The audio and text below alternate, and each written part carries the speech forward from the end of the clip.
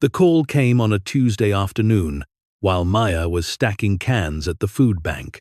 Her phone vibrated in her pocket, an unfamiliar number glowing on the cracked screen. She almost didn't answer.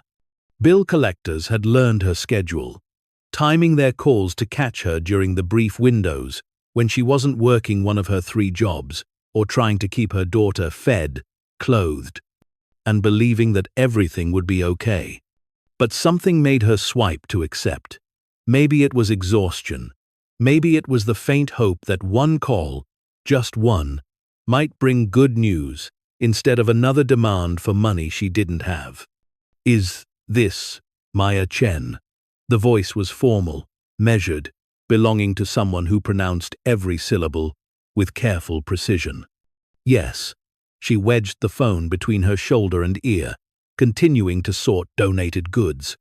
The supervisor had made it clear that personal calls were discouraged, even for volunteers who showed up every week without fail. "My name is Harrison Webb. I'm an attorney with Webb & Associates. I'm calling regarding the estate of your uncle, Richard Chen." Maya's hands stilled. "Uncle? Richard?" "Yes. I'm very sorry for your loss. Mr. Chen passed away 3 weeks ago. His will named you as his sole heir." The words didn't make sense at first. Uncle Richard. She hadn't seen him in nearly 15 years. Not since the family rift that had split the Chens into factions that refused to speak to one another. She remembered him vaguely from childhood, a quiet man who lived alone, who worked with his hands, who kept to himself.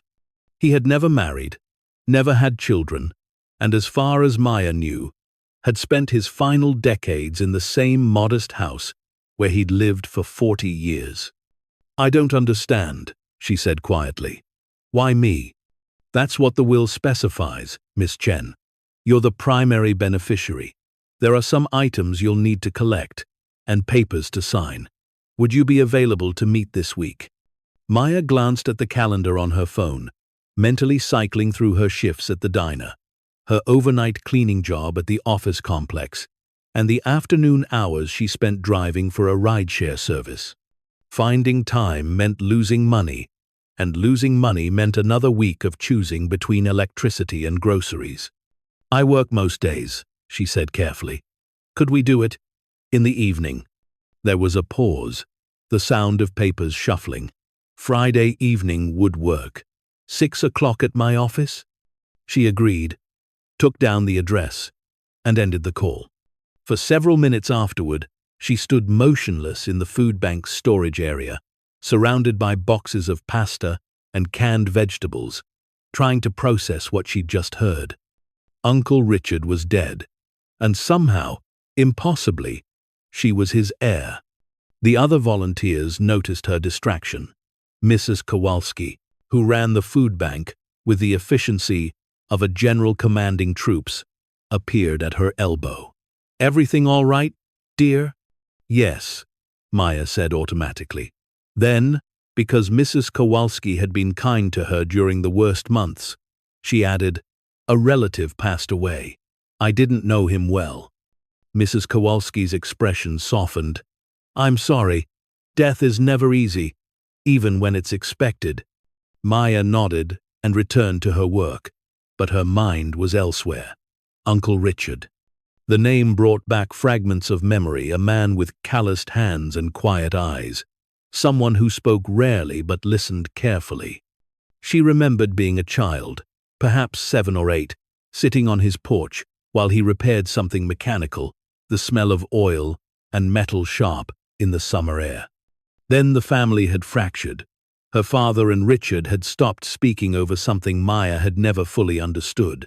Pride, probably. Money, possibly. The kind of wound that families inflicted on themselves and then refused to heal because healing required admitting fault. After that, Richard became a ghost, mentioned occasionally in hushed conversations that stopped when children entered the room. She'd heard through distant relatives that he still lived in the old neighborhood, still worked as a locksmith, still kept to himself. And now he was gone. and somehow she was supposed to inherit something from a man she barely remembered. That evening, after her shift at the diner ended at 11, Maya returned to the apartment she shared with her daughter. It was a one-bedroom unit in a building that had seen better decades, with pipes that rattled and windows that let in drafts. No amount of weather stripping could stop. But it was theirs, barely, held together by a landlord who accepted late payments only because Maya had never missed one entirely. Emma was asleep, her small body curled under blankets in the bedroom they shared. Maya stood in the doorway for a moment, watching her daughter's chest rise and fall. Emma was 9 now, old enough to understand that they struggled, young enough to still believe her mother when she said things would get better. Maya had been alone since Emma was 2. The man who'd promised to stay had lasted only until fatherhood became real, rather than abstract. She'd spent 7 years proving she could manage without him, even as the weight of that management threatened to crush her. She made herself tea from a bag she'd already used twice that day and sat at the small kitchen table. The attorney's business card lay in front of her. Harrison Webb, Esquire. The address was downtown, in one of those neighborhoods where renovated buildings housed law firms and boutique coffee shops. She allowed herself a moment of fantasy. Maybe Uncle Richard had been secretly wealthy. Maybe there was money waiting for her, enough to pay off the medical bills from Emma's emergency room visit last year, enough to fix the car that ran on prayer and duct tape, enough to stop living in a state of permanent crisis. But she dismissed the thought almost immediately. If Richard had been wealthy, someone in the family would have known. Wealth didn't hide. Not in families like hers, where everyone kept track of everyone else's business.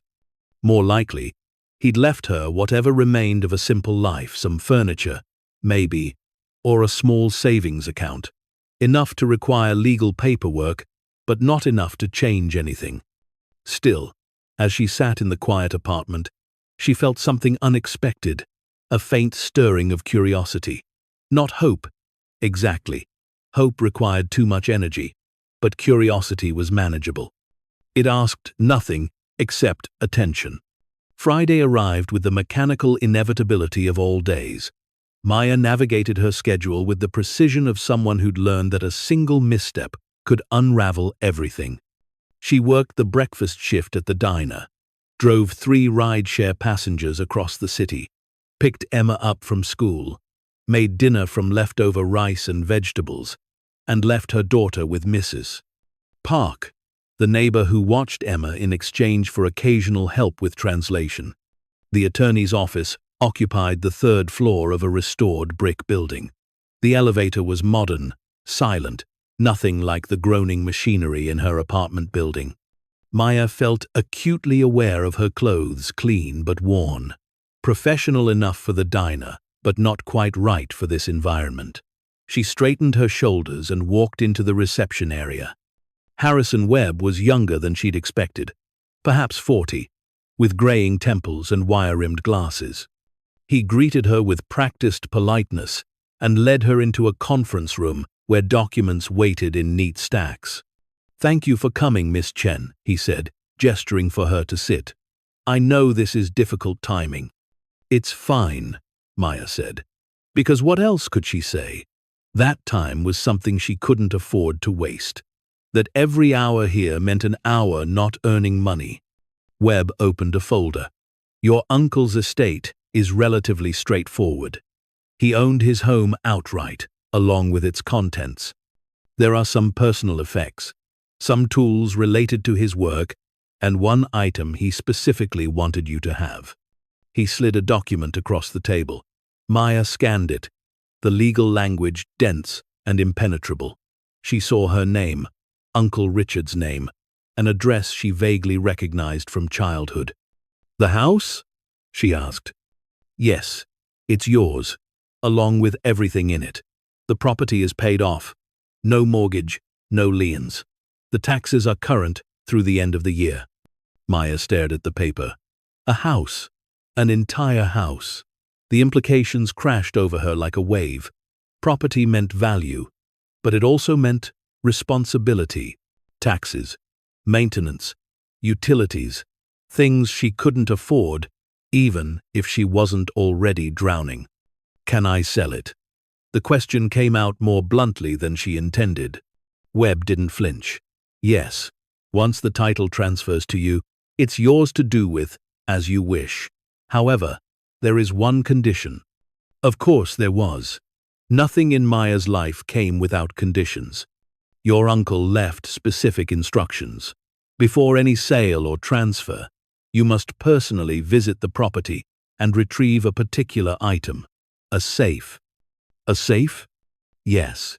It's located in the basement. He wanted you to have it. His instructions were very clear on this point. Maya felt a flicker of something, irritation, maybe, or confusion. Why? What's in it? I don't know. He didn't disclose the contents to me. He simply insisted that you collect it before proceeding with any other decisions regarding the estate. She sat back, processing. A house she couldn't afford to keep. A safe she was required to collect before she could sell. It felt like a puzzle with missing pieces, a test she hadn't studied for. What if I don't want it? She asked quietly. Webb's expression softened slightly. Then the estate passes to the state. Everything would be auctioned. You'd receive nothing. Nothing. The word hung in the air between them. Nothing was what Maya already had, more or less. But nothing was also what she couldn't afford. Even a modest house would sell for enough to ease the pressure, to give Emma a cushion, to let Maya stop juggling crises long enough to breathe. How long do I have? She asked. 30 days to visit the property and acknowledge receipt of the safe. After that, you can proceed with whatever you decide. 30 days. Maya calculated quickly. A weekend trip, maybe. Arrange time off work. Find someone to watch Emma. Drive to the old neighborhood. Collect the safe. Sign the papers. List the house for sale. Simple. Except nothing in her life was ever simple. I'll do it, she said. Webb smiled. The first genuine expression she'd seen from him. Excellent. I'll prepare the paperwork. You can pick up the keys next week. They spent another 20 minutes reviewing documents. Maya signed. Where indicated, initialed pages she barely understood, and accepted copies that felt heavier than their physical weight. By the time she left the office, evening had fully descended, the city lights reflecting off wet pavement from an earlier rain. She walked slowly toward the bus stop, her mind churning. A house, a safe, an uncle she barely remembered, reaching out from death with requirements that made no sense. Her phone buzzed. A text from Mrs. Park. Emma, finished homework.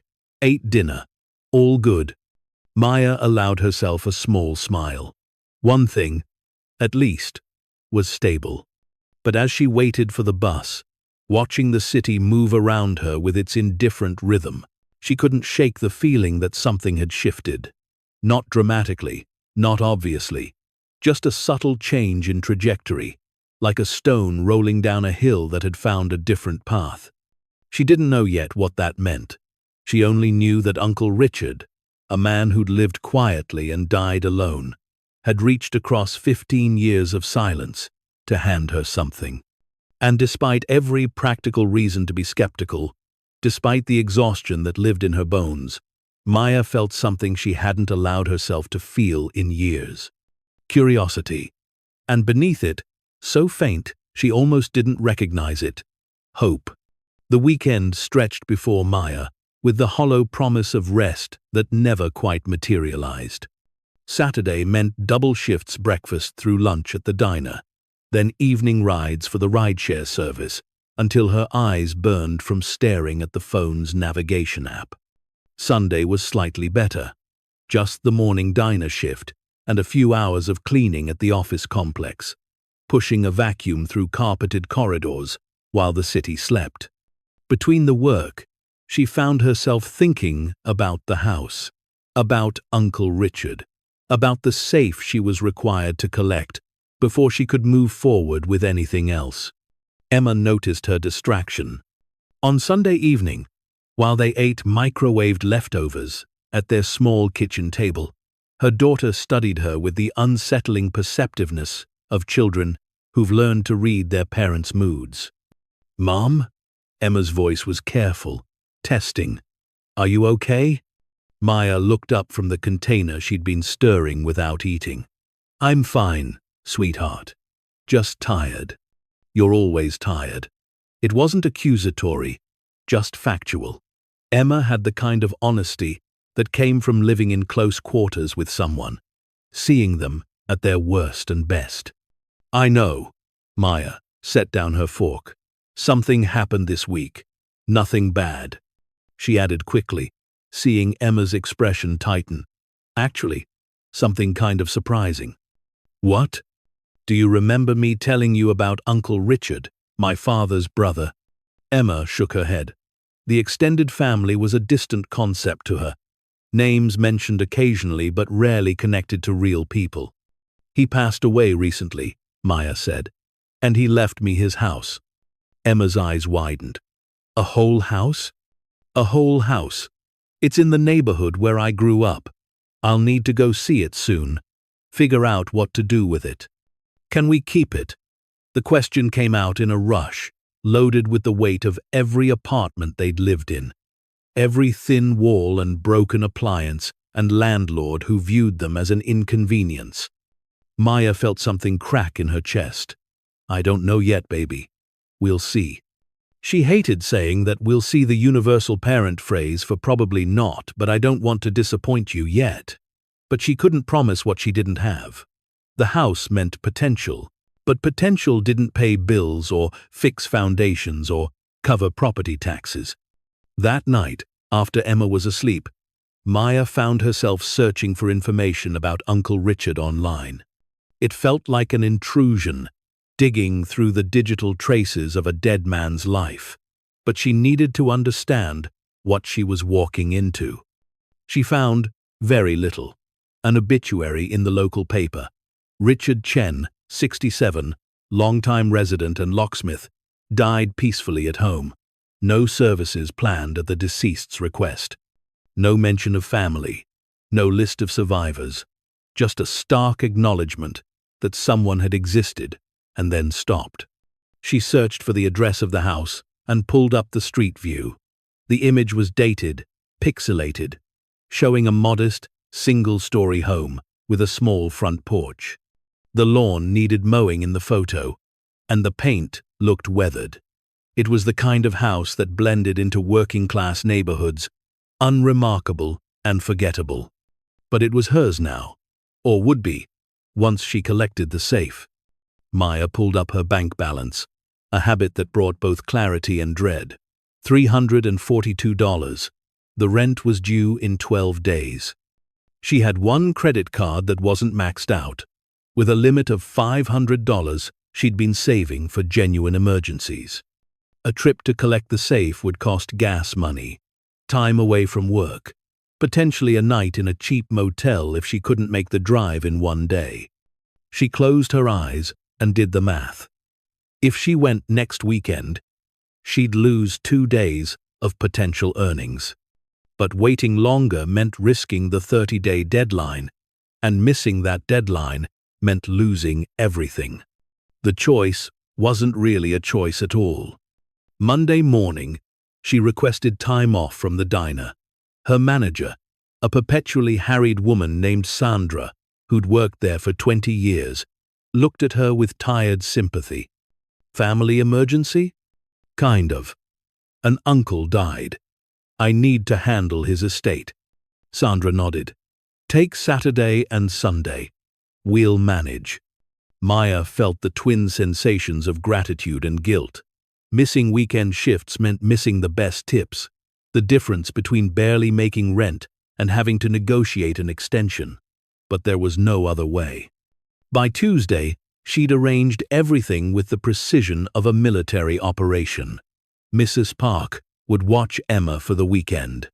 Maya would leave Friday after her morning shift, drive the 4 hours to Uncle Richard's neighborhood, collect the safe, and return Sunday. Quick, efficient, minimal disruption. Wednesday brought a complication. Her car, a 15-year-old sedan, held together by determination and improvisation, started making a new noise. Not the familiar rattle of the exhaust or the grinding of the aging transmission, but a high-pitched whine from somewhere under the hood that intensified when she accelerated. She took it to Miguel's shop during her lunch break. Miguel had been patient with her over the years, accepting payment plans and never quite charging what his labor was worth. He listened to the engine with the concentration of a doctor examining a patient, then shook his head. Water pumps going. Maybe alternator too. Can it make it 4 hours? Miguel's expression told her everything. Maybe. Maybe not. I wouldn't risk it, especially not with a kid depending on you. How much to fix it? Parts and labor. $800. Minimum. Maya felt the number like a physical blow. $800 might as well have been $8 million. I don't have that, she said quietly. Miguel wiped his hands on a rag, considering, I can patch it. Get you through a few more weeks, maybe a month. But that's just buying time. Eventually, this thing's gonna die. Patch it, Maya said. Please. He nodded. $50. Come back tomorrow afternoon. She spent Wednesday evening calculating routes on her phone, looking for the shortest distance, the most reliable roads, anything that might minimize the stress on her dying car. The house was 187 miles away, 4 hours if traffic cooperated. She mapped rest stops, noted gas stations, planned for contingencies. Emma watched her from the couch, homework spread on her lap. Mom, are you sure you have to go? Maya looked up. Yes, sweetheart, I have to. It's important. But what if something happens? Nothing's going to happen. The lie came easily, practiced from years of reassuring a child who'd learned too young that stability was temporary. I'll be back, Sunday night, Mrs. Park is going to take great care of you. Emma nodded, but didn't look convinced. She'd inherited Maya's anxiety, the genetic legacy of instability. Thursday, Maya picked up the car. Miguel had done what he could, but the whine persisted, quieter, but not gone. He walked her through warning signs, smells, sounds, sensations that would indicate immediate failure. You got a backup plan? He asked. I'll figure it out if I need to. He didn't look satisfied, but he didn't press. Some people understood that backup plans were luxuries not everyone could afford. That evening, Maya packed a small overnight bag with 2 changes of clothes, toiletries, the paperwork from the attorney. She packed protein bars and bottles of water, unwilling to spend money on restaurant food. She packed the heavy-duty work gloves she used at the cleaning job, uncertain what moving a safe might require. She packed her phone charger, a flashlight, a portable battery pack. Emma helped, folding clothes with careful precision, as if the neatness of the packing might ensure the safety of the trip. Will you call me? Emma asked. Every night, Maya promised. You won't even know I'm gone. Another lie, softer than most. Friday morning arrived with overcast skies and the threat of rain. Maya worked her shift at the diner on autopilot, pouring coffee and delivering plates while her mind was already on the road. Sandra sent her home early with a paper bag containing 2 sandwiches and a thermos of coffee. Drive safe, she said. And Maya, whatever you're dealing with, I hope it works out. Maya felt unexpected tears prick her eyes. Kindness, when it came, always caught her off guard. By 11, she was loading her bag into the car's trunk. Emma stood on the sidewalk with Mrs. Park, trying to look brave and failing. Maya hugged her tight. breathing in the scent of her daughter's shampoo, the detergent they bought in bulk. "I love you," Maya said. "Be good. I'll see you Sunday." "I love you too." Emma's voice was small, muffled against Maya's shoulder. Maya pulled away gently and got into the car. She turned the key, held her breath, and exhaled when the engine turned over. The whine was still there, persistent, but the car was running. She pulled away from the curb, watching Emma and Mrs. Park shrink in the rearview mirror. The city opened up before her, familiar streets giving way to highway ramps and the promise of distance. As she merged onto the interstate, Maya allowed herself one moment of honest assessment. Her car was dying. Her bank account was nearly empty. She was driving 4 hours to collect a safe from a dead uncle she barely remembered, with no idea what she'd find or whether any of this would actually change anything. But she was moving forward. And sometimes, in a life defined by standing still under pressure, forward motion, even uncertain forward motion, was its own kind of victory. The highway stretched ahead, gray asphalt under gray sky, and Maya drove, the engine's whine a constant reminder that time and machinery waited for no one. The first hour of driving passed in a kind of meditation. Traffic was moderate, the highway familiar enough that Maya could navigate on instinct while her mind wandered. She thought about Emma, hoped Mrs. Park would remember to make sure she ate vegetables. She thought about the diner shifts she was missing, calculated the lost income, pushed down the anxiety that threatened to rise with each mile marker. The landscape shifted gradually from urban sprawl to industrial zones to stretches of emptiness broken by strip malls and gas stations. She passed exits she vaguely remembered from childhood trips, back when her parents were still alive, before everything fractured. Her mother had died first, cancer that moved too fast for treatment to catch. Her father followed 3 years later, a heart attack that took him in his sleep. Maya had been 24, already a single mother, already struggling. Their deaths had been tragic, but also, in a terrible way, distant. They'd become strangers by then, the family bonds weakened by circumstance and pride. Uncle Richard had attended both funerals. She remembered him standing at the back during her father's service, present but separate, as if the years of silence had made him a ghost even while alive. They'd nodded to each other, but hadn't spoken. What was there to say after so much time? And now he was gone too, the last connection to that earlier version of her life. The car's whine intensified as she climbed a long grade. Maya eased off the accelerator, babying the engine, murmuring encouragement like the vehicle might respond to kindness. The temperature gauge crept upward but stayed below the danger zone. She exhaled slowly. At the 2-hour mark, she pulled into a rest stop. The parking lot was half full with trucks and family vehicles, people taking breaks from their journeys. Maya used the restroom, splashed water on her face, and ate one of Sandra's sandwiches while leaning against the car. The clouds had thickened, and a light drizzle began, the kind of rain that was more mist than precipitation. She checked her phone. A text from Mrs. Park. "Emma doing great. We made cookies." Maya smiled and sent back a thumbs-up emoji. Then she checked the weather. Rain was expected to intensify over the next few hours, but should clear by evening. Not ideal, but manageable. She got back in the car and continued. The 3rd hour tested her patience. Traffic slowed near a construction zone, reducing the highway to a single lane. Cars inched forward, brake lights glowing red in the increasing rain. Maya gripped the steering wheel and focused on breathing.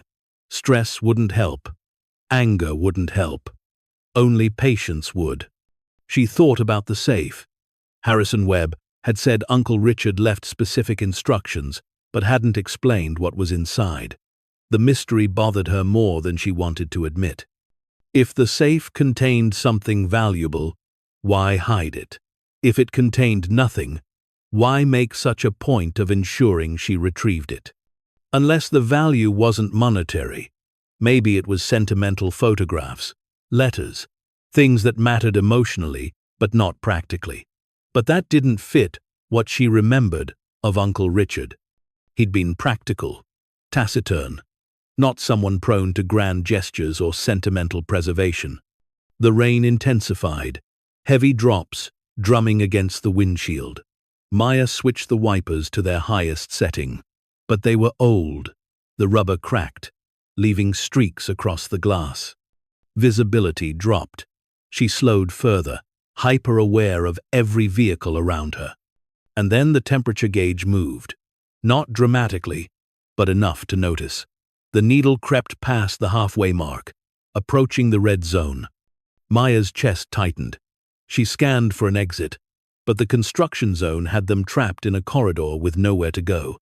The car ahead stopped suddenly, and she braked hard, feeling the engine shudder. "Come on," she whispered. "Not now. Please, not now." The needle held just below the red zone, trembling like it couldn't decide whether to tip over. Traffic began moving again, barely, a crawl that felt both eternal and necessary. Maya kept her foot light on the gas, trying to generate as little heat as possible. After what felt like hours, but was probably 20 minutes, they cleared the construction zone. An exit appeared, and Maya took it immediately, pulling into a gas station and shutting off the engine. The silence was immediate and oppressive. Rain pounded the roof. Steam rose from under the hood, visible even through the downpour. Maya sat motionless, hands still gripping the wheel, and allowed herself 10 seconds of despair. Then she got out. The rain soaked her immediately, cold and unforgiving. She popped the hood and stepped back as steam billowed out. She couldn't see much. Her mechanical knowledge was limited to oil checks and tire pressure, but she didn't need expertise to know this was bad. She called Miguel. He answered on the third ring, his voice competing with the sound of air tools in the background. "Maya? What's wrong?" "The car overheated. I'm at a gas station, about an hour from where I need to be. There's steam coming from the engine." "Is it still running?" "I shut it off." "Good. Don't start it again. Not yet. Let it cool for at least 30 minutes. Check the coolant reservoir. There's a cap on the right side of the engine. If it's low, you can add water, but don't open it while it's hot. You'll burn yourself." Maya looked at the engine, trying to identify what he was describing. "Okay. Where exactly are you?" She told him the exit number. "All right. Once it cools, if you can add coolant or water, do that. Try starting it. If the temperature stays normal, you might make it the rest of the way, but you need to find a mechanic there before you drive back." "I can't afford." "Maya." His voice was firm but not unkind. "You can't afford to be stranded either. One problem at a time." She thanked him and ended the call. The gas station had a small convenience store. She went inside, dripping water on the linoleum, and bought a gallon jug of water and a bottle of coolant. The clerk rang her up without comment, as if soaked women buying emergency car supplies were a regular occurrence. Outside, she waited.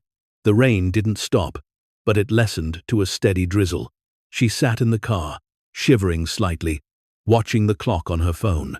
30 minutes felt infinite. When the time passed, she opened the hood again. The steam had dissipated.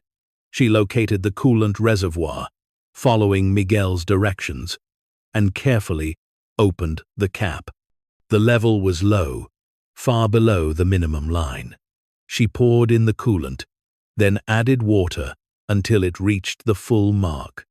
Her hands were shaking, from cold or stress or both.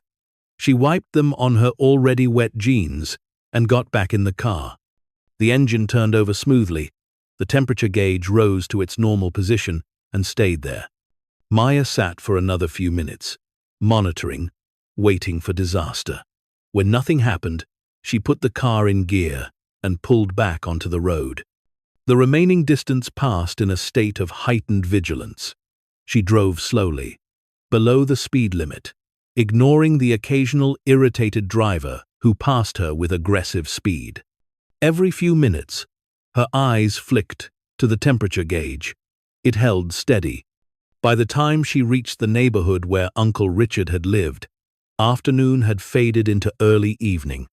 The rain had stopped, leaving the streets slick and reflective under the streetlights that were beginning to flicker on. The neighborhood looked exactly as she remembered, and nothing like it at the same time. The houses were older, more worn. Trees had grown taller, their branches arching over the street. Some properties were well maintained. Others showed signs of neglect, peeling paint, overgrown yards, windows covered with sheets instead of curtains. She found Uncle Richard's address and pulled into the driveway. The house was small, single-story, with white siding that had grayed with age. The porch sagged slightly. On one side, the lawn was overgrown, weeds mixed with grass in a tangle that suggested months of inattention. Maya turned off the engine and sat in the gathering darkness, looking at the house. This was it, the inheritance, the thing that was supposed to change something. It looked like every other tired house, on every other tired street, in every struggling neighborhood she'd ever known. She got out of the car, retrieved her bag from the trunk, and walked to the front door. The key the attorney had given her slid into the lock with surprising smoothness. The door opened with a soft creak, and Maya stepped inside. The smell hit her first stale air, dust, the particular mustiness of a space that had been closed up for weeks. She found a light switch and flipped it. A ceiling fixture came to life, illuminating a living room frozen in time. The furniture was old, but not antique. A couch with faded upholstery, a coffee table bearing rings from countless cups, a television that predated flat screens. Bookshelves lined one wall, packed with volumes whose spines had faded to illegibility. Maya walked through slowly, taking inventory. The kitchen was small, clean despite the dust, with dishes still in the drying rack. Uncle Richard's bedroom contained a neatly made bed and a dresser. The bathroom was unremarkable. Everything felt preserved, as if Richard had simply stepped out one day and never returned. She found the basement door in the hallway. It opened to reveal stairs descending into darkness. She pulled out her flashlight. The overhead light at the bottom of the stairs flickered but didn't fully illuminate, and descended carefully. The basement was unfinished, concrete floor and exposed beams, filled with the accumulated detritus of a long life.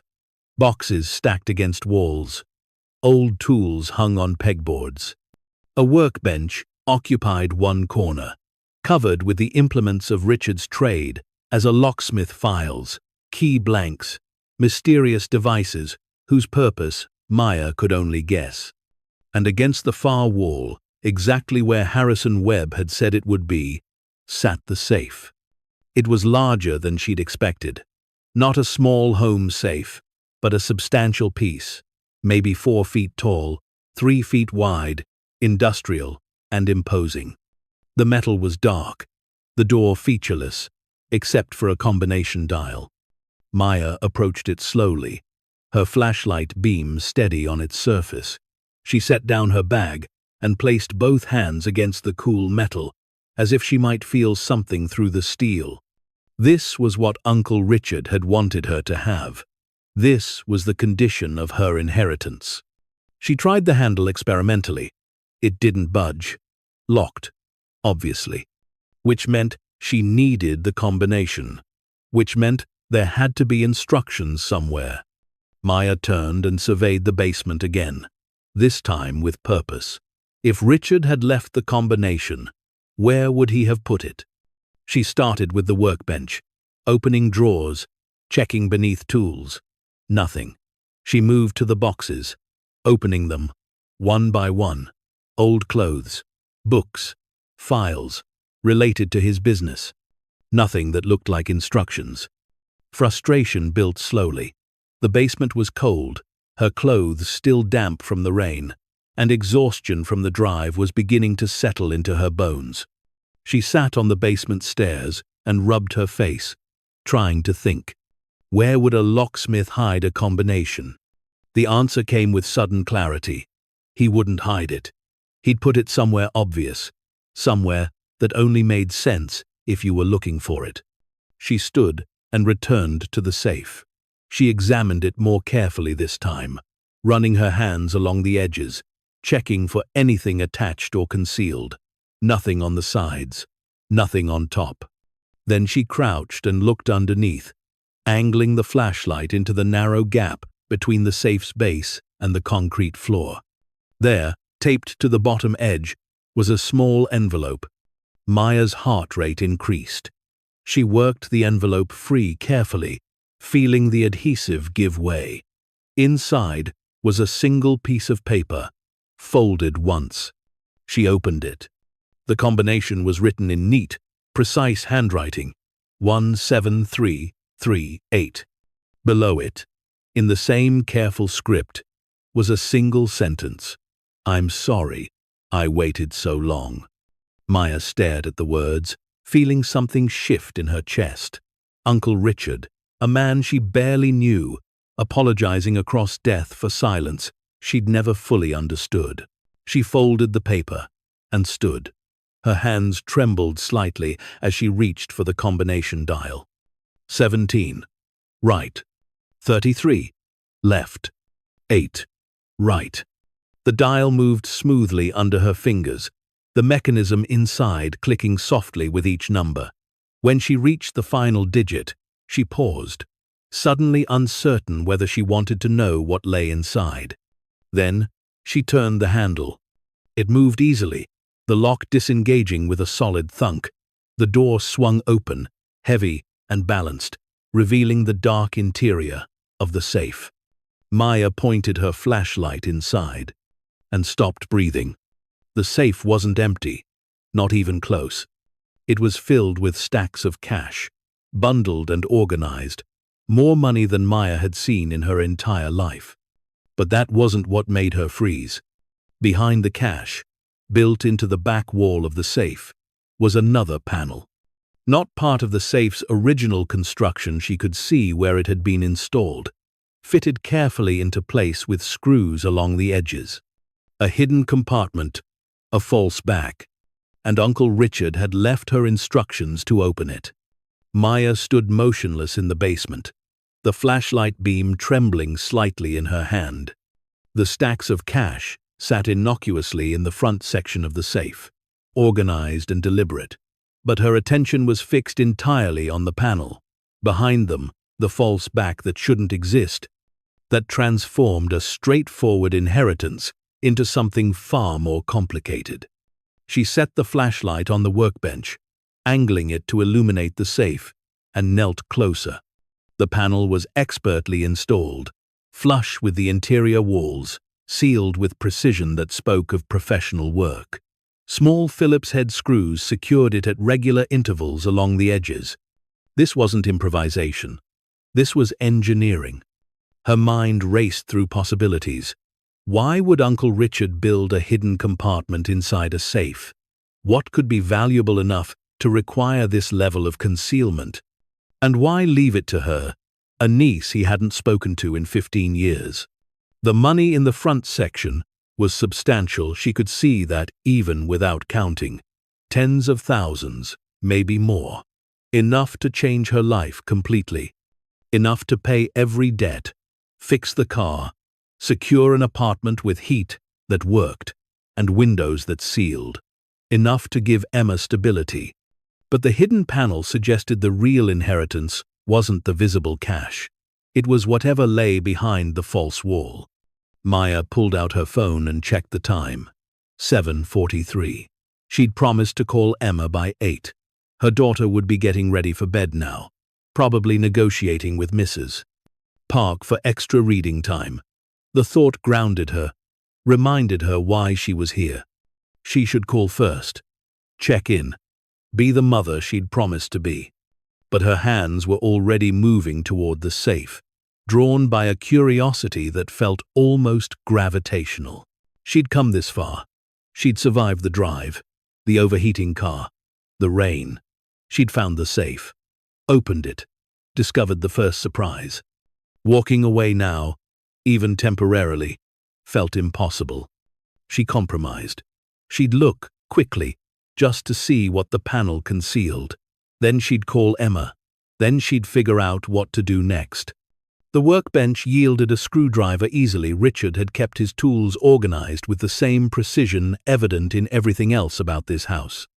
Maya selected one that fit the screw heads and returned to the safe.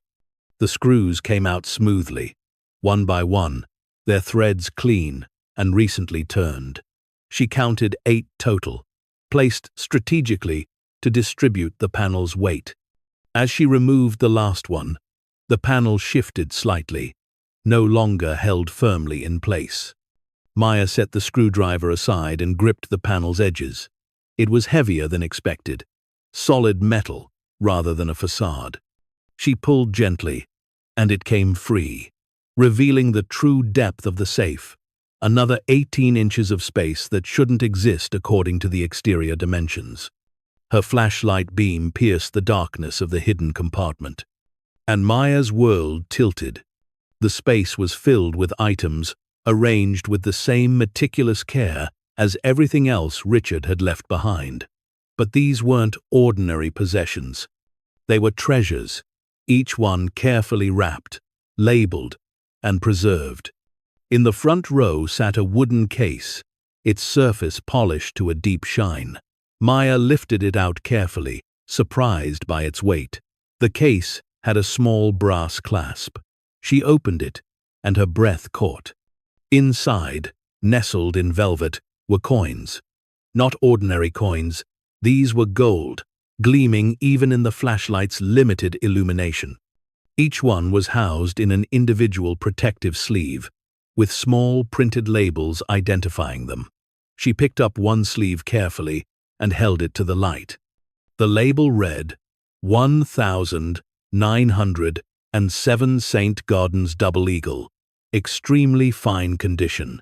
Estimated value, $2,100. Maya's hands began to shake. She looked at the next coin. 1,878 cc, Morgan silver dollar, MS 65. Estimated value, $8,500. The case contained dozens of coins. She did rapid mental math, adding up the values on the labels she could see. 50,000, 70,000. The numbers climbed as she examined each one. But the coins were just the beginning. Behind the wooden case sat a leather portfolio, the kind lawyers used for important documents. Maya set the coins aside carefully and removed the portfolio. Inside were plastic sleeves containing what appeared to be stamps, sheets of them, individual specimens, all protected and labeled with the same precision as the coins. She knew nothing about stamp collecting, but the labels suggested extraordinary value. 1,918, inverted Jenny, position 47, certified genuine. Estimated value, $1,200,000. Maya had to read it 3 times. $1,200,000. For a stamp, she turned to the next sheet. British Guiana, 1C, magenta, 1,856. Authenticated, copy of original. Estimated value, $850,000. Her vision blurred slightly. She set the portfolio down and pressed her palms against the cold concrete floor, trying to steady herself. This wasn't possible. Things like this didn't happen to people like her. But the evidence sat in front of her, undeniable and organized. She forced herself to continue. Behind the stamp portfolio were several smaller cases. She opened the first and found jewelry Not costume pieces, but substantial items that even her untrained eye recognized as genuine. A diamond necklace, a pair of emerald earrings, a ruby ring that caught the light like captured fire. Each piece had its own documentation, small cards detailing provenance and estimated value. The necklace alone was appraised at $300,000. Maya's mind struggled to process the scale of what she was seeing. This wasn't an inheritance. This was a fortune. A hidden, carefully curated, meticulously documented fortune. At the back of the hidden compartment, she found a large envelope, the kind used for legal documents. She pulled it out and opened it carefully. Inside were papers, certificates of authenticity, appraisals, purchase receipts, dating back decades, and a letter. The letter was handwritten, several pages long, in the same precise script as the safe combination. It was addressed to her. Dear Maya, if you're reading this, I'm gone, and you found what I spent 40 years building. I'm sorry for the shock. I'm sorry for the silence. I'm sorry for many things, but most of all, I'm sorry I couldn't tell you about this while I was alive. Let me start with the truth. I was a locksmith, but that was never just a job. It was access. For 40 years, I worked for banks, estates, wealthy families, anyone who needed locks installed, safes serviced, security systems maintained. I was invisible to them, just the tradesman who came and went. But I saw things. I heard things. I learned which families were careless with their valuables, which estates had items that would never be missed, which institutions kept poor records. I'm not proud of what I did, Maya. I was a thief. A careful one, a patient one, but a thief nonetheless. I never took from people who would be hurt by the loss. I never stole heirlooms with sentimental value or items that would be immediately noticed. I took from excess, from people who had so much they couldn't keep track of it all, and I was never caught. Not once in 40 years. The fortune you've discovered represents a lifetime of careful collection. I converted everything to portable valuables, coins, stamps, jewelry, things that held value but could be stored compactly. I documented everything, kept meticulous records, because I knew that someday, someone would need to understand what this was and where it came from. I chose you for several reasons.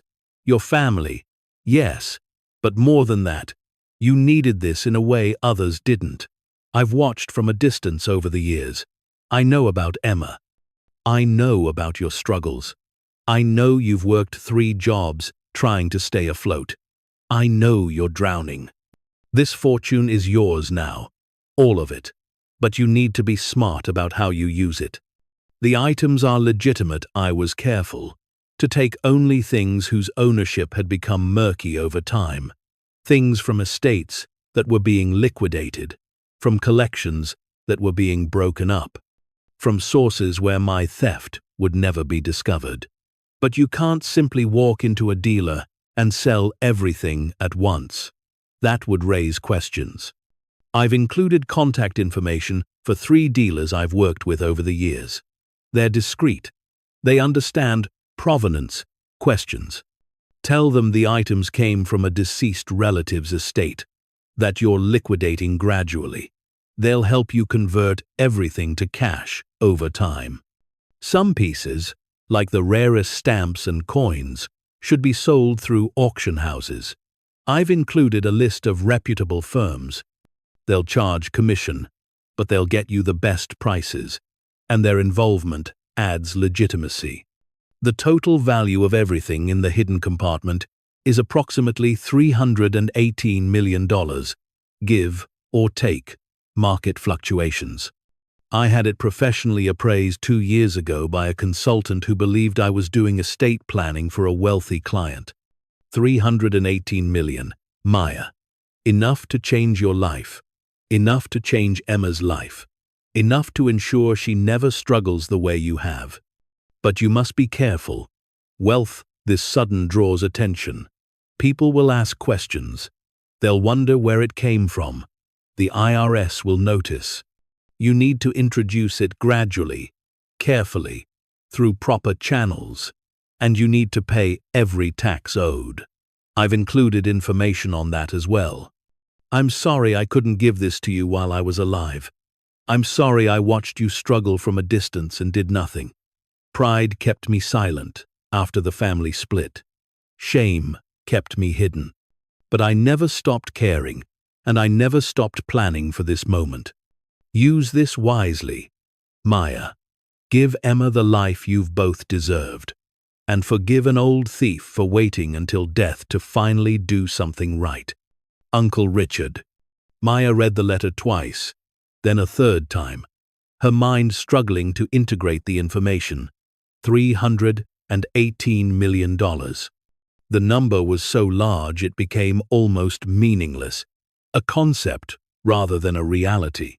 Uncle Richard had been a thief. For 40 years, he'd stolen from the wealthy, collecting a fortune piece by piece, item by item, hiding it in plain sight, inside a safe in a basement of a modest house in a working-class neighborhood.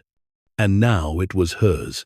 She looked at the open safe, at the visible cash in the front section, at the hidden compartment with its treasure trove, at the documentation spread around her on the concrete floor.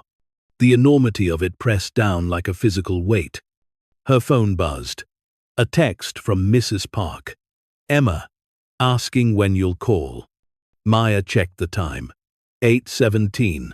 She'd missed her promised call by 17 minutes, too absorbed in the discovery to notice time passing. She stood on shaking legs and moved toward the basement stairs, needing space, needing air. She climbed up to the main floor and stepped out onto the front porch, the cool night air sharp against her face. The neighborhood was quiet. Lights glowed in windows up and down the street. Somewhere, a dog barked. A car passed, its headlights sweeping across the overgrown lawn. Everything looked exactly as it had an hour ago. But everything had changed. Maya called Emma. Her daughter answered on the first ring. "Mom, you didn't call at 8. "I know, baby. I'm sorry.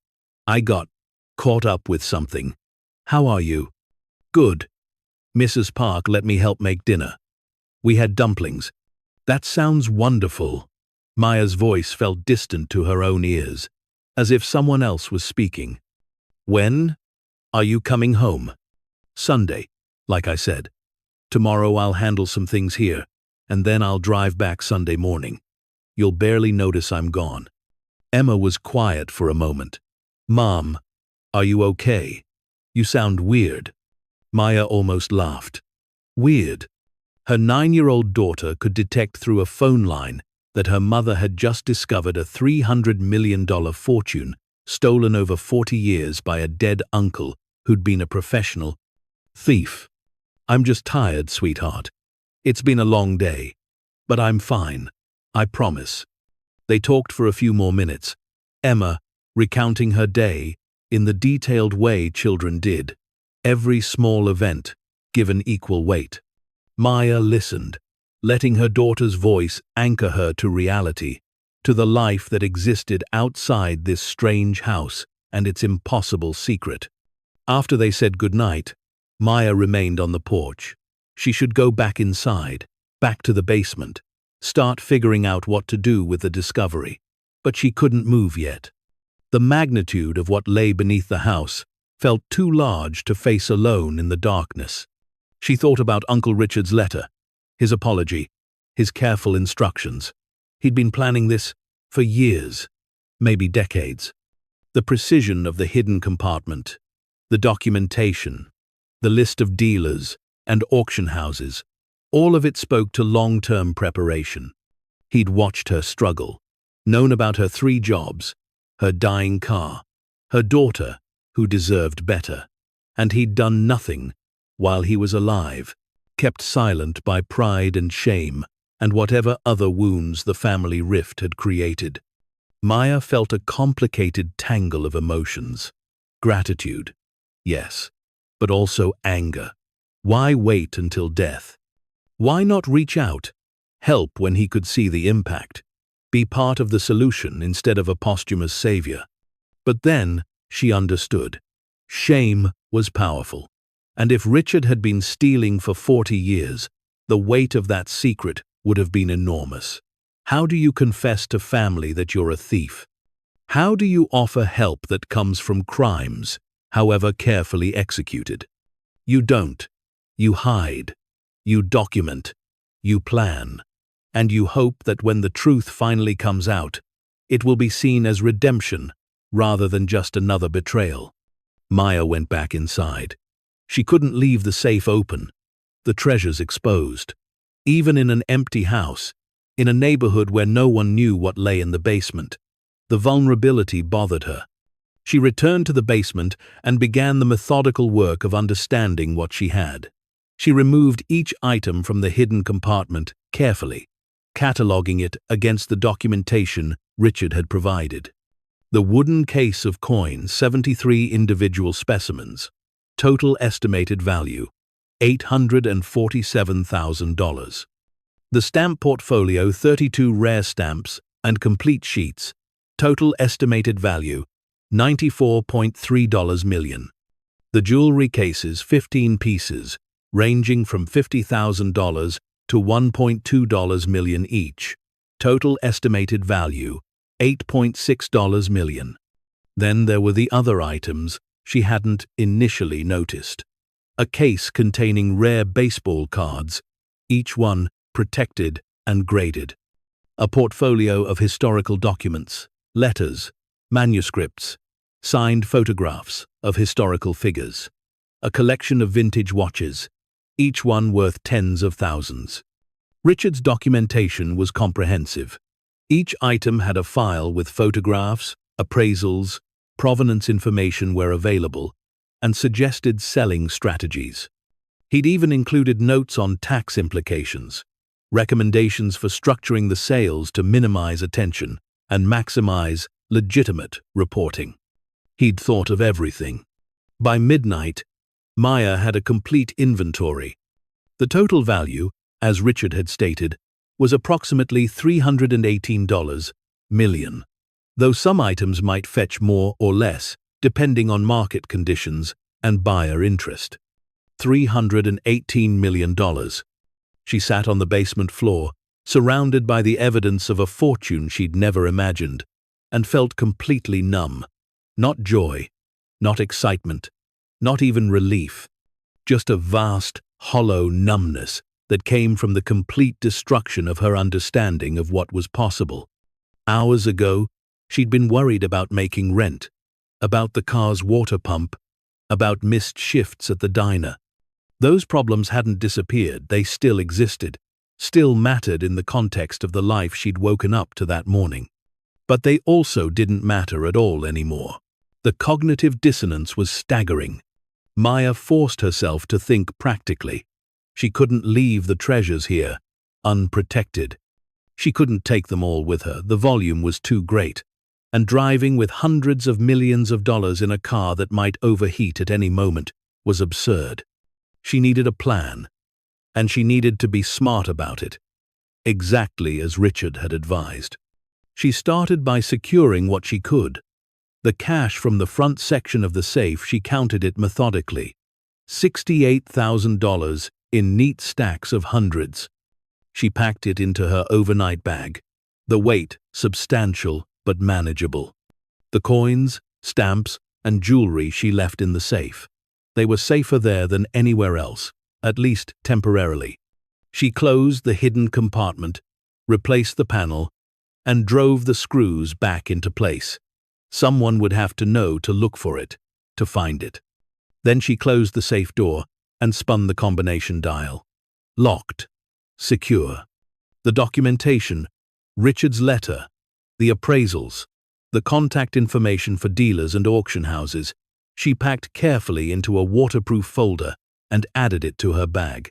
This was the roadmap. Without it, the treasures were just objects. With it, they became a manageable plan. By 1 in the morning, she was done. The basement looked undisturbed. The safe sat against the wall, innocuous and ordinary. No visible evidence suggested what it contained. Maya climbed the stairs, exhausted but too wired to sleep. She explored the rest of the house, looking at it with new eyes. This house, which she'd planned to sell for whatever modest amount it might bring, now served a different purpose. It was the vault, the staging ground, the place where $300 million sat hidden, waiting to be gradually, carefully, legitimately converted to usable wealth. She couldn't sell it. Not now. Maybe not ever. The realization brought a strange kind of relief. She'd been dreading the decision: keep the house or sell it, neither option good. Now the decision was made by circumstances beyond her control. She'd keep it, maintain it, use it as needed while she executed Richard's plan. In the bedroom, she found sheets in a closet and made the bed. The house had electricity and running water. Richard had kept the utilities current, probably on automatic payments. She could stay here tonight, drive back in the morning, and figure out the next steps from home. But sleep felt impossible. Her mind raced, jumping from one implication to another. How long would it take to sell everything? Months? Years? How would she explain sudden wealth to people who knew her as someone perpetually broke? What would she tell Emma? And the bigger question, the one that sat heavy in her chest, was it right to keep this fortune? Richard said he'd stolen from people who wouldn't miss the items, but theft was theft. Someone, somewhere, had lost these things. Museums, maybe. Private collectors. Estates that should have inherited them. Did accepting the fortune make her complicit in Richard's crimes? She sat on the edge of the bed, the room dark, except for the streetlight glow filtering through thin curtains. Morality, she thought, was complicated when you were drowning. It was easy to be righteous when you had options. But when your daughter needed shoes and you'd already worked 70 hours that week, righteousness became a luxury. Richard had stolen from excess, from people who had so much they couldn't track it all. He'd been careful, targeted, and apparently successful enough to never get caught in 40 years. That didn't make it right, but it made it understandable. And now she had to decide what to do with the proceeds of those thefts. The practical answer was obvious. Use it. Follow Richard's instructions. Sell the items gradually through legitimate channels. Pay every required tax. And build a life for Emma that didn't involve constant crisis. The moral answer was less clear. Report it to authorities? To whom? The statute of limitations on most theft crimes was long expired. The original owners were probably dead, their estates settled, the losses forgotten or attributed to other causes. Returning items whose origin she couldn't prove would accomplish nothing except destroying her own chance at stability. Maya realized, with something close to despair, that Richard had been right to wait until death to pass this burden on.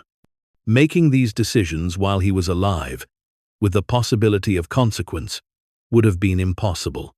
But, from beyond the grave, with all personal accountability ended, he could be generous without risk. She lay back on the bed, fully clothed, staring at the ceiling. Her phone sat on the nightstand, the screen dark. Emma was asleep by now, safe with Mrs.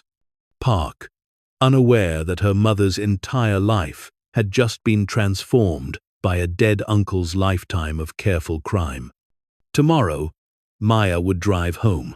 She'd return to her apartment, her jobs, her routine, but nothing would be the same. She'd walk through her days, carrying the secret of $300 million hidden in a basement 4 hours away, waiting to be claimed. The thought should have brought joy, relief, excitement. Instead, it brought a kind of terrified awe at how completely life could change in the space of a single evening. Maya closed her eyes, knowing sleep wouldn't come easily, but needing to try. The house settled around her, with small sounds, the creak of old wood, the hum of the refrigerator, the distant sound of traffic. And in the basement below, behind locked steel and a false wall, a fortune waited patiently in the dark. Morning arrived, with pale sunlight filtering through the bedroom curtains. Maya woke disoriented, momentarily forgetting where she was.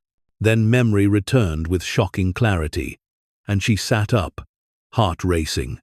It hadn't been a dream. The safe, the hidden compartment, $318 million. She checked her phone. 6:47. Too early to call Emma, but late enough to start moving. She needed to get home, back to familiar ground, where she could think clearly. But first, she needed to do something about the house.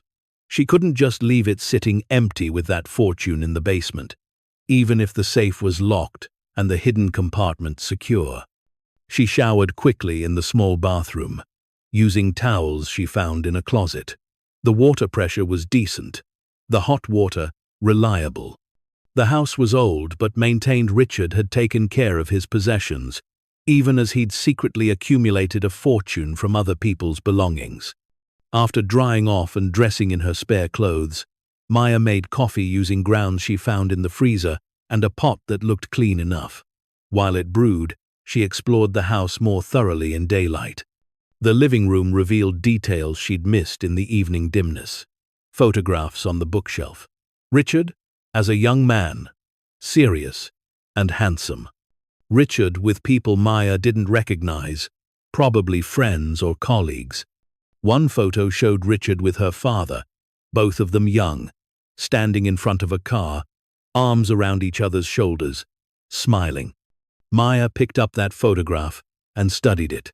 Her father looked so young, so unburdened by the weight that would come later. Richard beside him looked identical in posture and expression. Brothers, before whatever happened to split them apart. She set the photo down carefully and continued her survey. In the kitchen, she found a drawer full of takeout menus, carefully organized and paper-clipped. Another drawer contained receipts, filed by date, going back years. Richard had been methodical in all things. The office, a small room off the living room, contained more evidence of his locksmith business. A desk with a computer that was probably 10 years old, filing cabinets full of invoices and work orders, licenses and certifications framed on the wall. Maya turned on the computer. It booted up slowly, the hard drive grinding. When it finally reached the desktop, she found it meticulously organized. Folders for different clients, records of services performed, invoices carefully tracked. She opened one folder at random. Inside were work orders for a local bank, detailing lock installations and safe maintenance performed over a 15-year period. Richard had worked for them quarterly, servicing their vault mechanisms, upgrading their security systems. Another folder showed similar work for a wealthy estate. Regular maintenance, emergency calls, installation of new security features.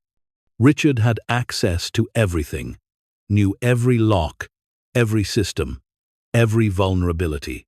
She understood now how he'd done it, not through violence or dramatic heists, but through patience and invisibility.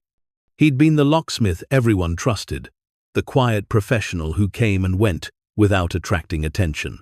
And over 40 years, he'd used that trust to accumulate a fortune piece by piece. Maya shut down the computer and returned to the kitchen. She poured coffee into a chipped mug and stood at the window, looking out at the backyard. It was overgrown like the front, weeds dominating what had once been a garden. But the fence was solid, and the yard was private, screened from neighbors by mature trees. Richard had valued his privacy. Now Maya understood why. She needed to make decisions, practical ones, immediate ones. First, security. The house, needed better protection. She'd look into alarm systems, cameras, something to monitor the property when she wasn't here. She couldn't risk someone breaking in, even for ordinary theft. The safe was solid, but nothing was impenetrable given enough time. Second, maintenance.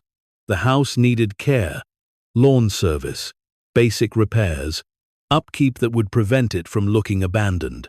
An empty house attracted attention. A maintained house blended in. Third, her own life. She couldn't quit all 3 jobs immediately that would raise questions, but she could start easing back, citing the inheritance of a house that needed attention. People understood that. It was normal, explainable. Fourth, the fortune. Richard's instructions were clear. Start with smaller items, sell through the recommended dealers, establish relationships, and trust.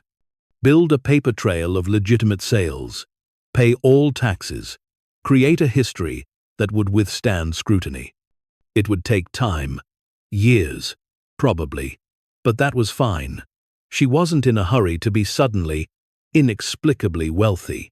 Gradual wealth, wealth that came from liquidating an estate, was far less suspicious than instant fortune. The cash in her bag, $68,000, was different. That was immediate, usable. She could deposit it in increments, claim it was from selling Richard's possessions. Used furniture, old tools, the contents of a lifetime. $10,000 here, $5,000 there. The IRS had reporting requirements, but cash from estate sales was common, explainable. Maya finished her coffee and rinsed the mug. She did a final walkthrough of the house, checking windows, ensuring everything was locked. In the basement, she stood before the safe one more time, placing her hand against its cool surface. Inside was a future. Not just money, but choices. The choice to stop working 3 jobs. The choice to give Emma stability, opportunities, a childhood that wasn't defined by lack. The choice to breathe without the constant pressure of impending disaster. But it was also a burden. The weight of a secret that could never be fully shared. The moral complexity of building a life on a foundation of theft, however carefully executed and justified. Maya thought of Richard, living alone in this house for 40 years, sitting on a fortune he'd accumulated piece by piece, unable to enjoy it fully because of its origins. Had he been happy, or had the isolation and secrecy eaten away at him until all that remained was the compulsion to document, organize, and eventually pass it on to someone else? She'd never know. Richard had taken his interior life to the grave, leaving only instructions and apologies. "I'll try to do better than you did," Maya said quietly to the empty basement. "I'll use it. I'll let it change things, but I won't let it make me disappear."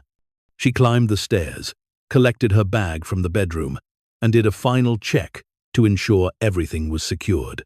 The house key went on her keyring. Documentation of utilities and house ownership went into her bag with the cash and the papers about the fortune. By 8:30, she was in her car, engine running, temperature gauge blessedly normal after last night's coolant addition. The house sat quiet behind her, just another aging property in a working-class neighborhood, completely unremarkable. The drive home should have been routine. 4 hours of highway, the same route in reverse. But Maya felt different than she had driving here, more alert, hyper-aware of the bag on the passenger seat, containing $68,000 in cash and documentation of a $300 million fortune. Every police car she passed made her nervous. Every random traffic stop looked like a potential disaster. The rational part of her brain knew this was paranoia, the cash was legal. She had documentation proving her inheritance. There was no reason for concern. But the other part of her brain, the part that had spent years living on the edge of crisis, couldn't quite believe she wouldn't be punished somehow for this sudden change in fortune. The car held together. The temperature gauge remained stable. Traffic was light for a Saturday morning. Maya stopped once at a rest area, used the bathroom, ate one of the protein bars she'd packed, and checked in with Mrs. Park via text. "Everything good here," Mrs. Park replied. "Emma is reading. Says she misses you." "Miss her too," Maya texted back. "Home this afternoon." The miles passed in a kind of meditation. Maya's mind cycled through plans, contingencies, worries. She thought about the dealers Richard had recommended, wondered if she should contact them immediately or wait. She thought about which items to sell first, probably some of the coins and smaller jewelry pieces, things whose loss wouldn't be as noticeable if she made mistakes. She thought about taxes, about how to structure sales to minimize liability while staying completely legal. Richard had been clear: pay every tax owed. Don't give authorities any reason to look closely. She thought about Emma, about how to explain to a 9-year-old that their circumstances were changing without revealing the full truth. She'd start slowly. Small improvements first. New shoes without checking the price. A field trip paid for without anxiety. Eventually, a better apartment. A reliable car. The city appeared on the horizon, familiar skyline growing larger. Maya felt something in her chest loosen slightly. Home. Familiar ground. She could think more clearly here. Make better decisions. She reached her apartment building by 2 in the afternoon. The neighborhood looked exactly as she'd left it, worn but living. People going about their weekend routines. She parked in her usual spot, retrieved her bag from the trunk, and paused. Inside that bag was more money than she'd earned in the last 3 years combined. She couldn't leave it in the car, but carrying it into her apartment building felt almost comically dangerous. She compromised by locking the car carefully, keeping the bag close, and moving quickly. No one paid attention.